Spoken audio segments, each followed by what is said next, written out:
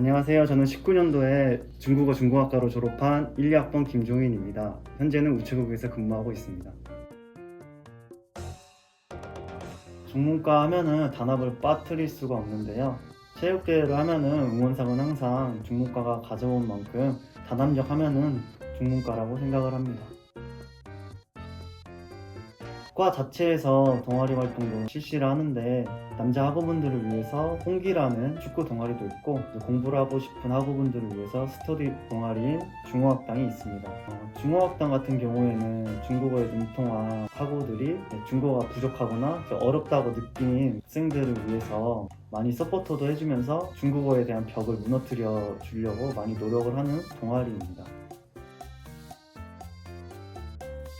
우연치 않게 이제 우체국 시험이란 걸 알게 됐어요. 알게 되면서 시험 과목들을 보니까 영어가 들어가 있더라고요. 영어가 들어가 있어서 포기하려고 했는데 이제 주변에 이 동기들이 영어도 중국어랑 어떻게 보면 같다 이런 식으로 말을 해서 제가 찾아보니까 하여튼 거시적으로는 중국어랑 문법이 비슷하다고 느꼈어요. 물론 세세하게 들어가면 다르지만 일단 암기적으로는 제가 어느 정도 자신이 있는 편이라서, 왜냐하면 중국어 학과를 다니면서 이제 번역이든 역사든 이런 걸 공부하다 보니까 이제 암기는 자연스럽게 되더라고요. 그렇게 하면서 이것도 한번 해볼까 라는 생각으로 그냥 가볍게 시작을 했던 것 같아요. 축제 기간 때 하필이면 또 그때가 필기 시험이더라고요.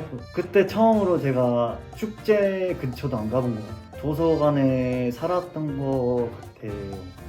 날 새서 공부하고 새벽에 첫차 타고 집에 들어가서 씻고 나와서 다시 수업 듣고 또 시험도 보고 이렇게 했던 것 같습니다. 마침 그때 4학년 때는 별로 수업을 듣는 게 없기 때문에 그런 게 가능했던 것 같아요.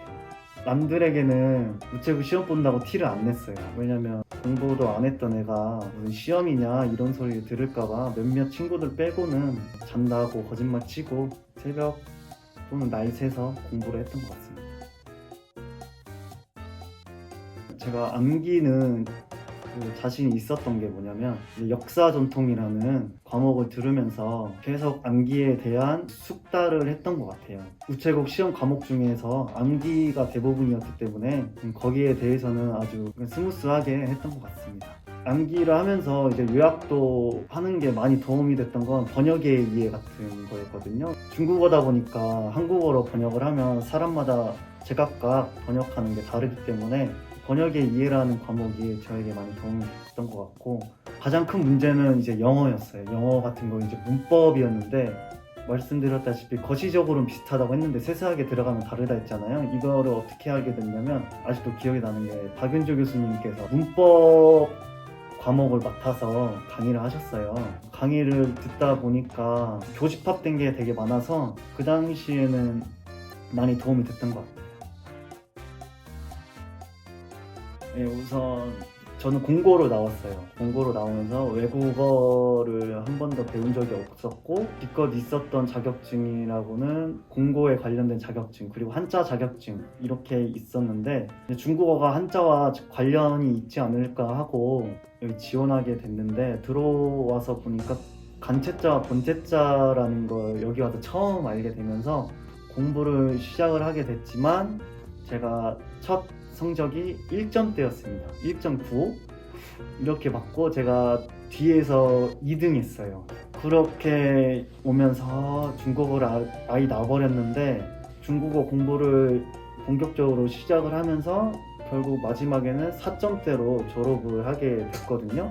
저와 같은 케이스가 특이한 케이스라고 볼 수 있는데, 전혀 그렇게 생각하지 않고 이렇게 주변에서 선배들이나 또는 후배들 또는 교수님들이 많이 도와주기 때문에 언어 같은 경우에는 어렵게 생각하지 마시고 끝까지 하시면 될 것 같아요.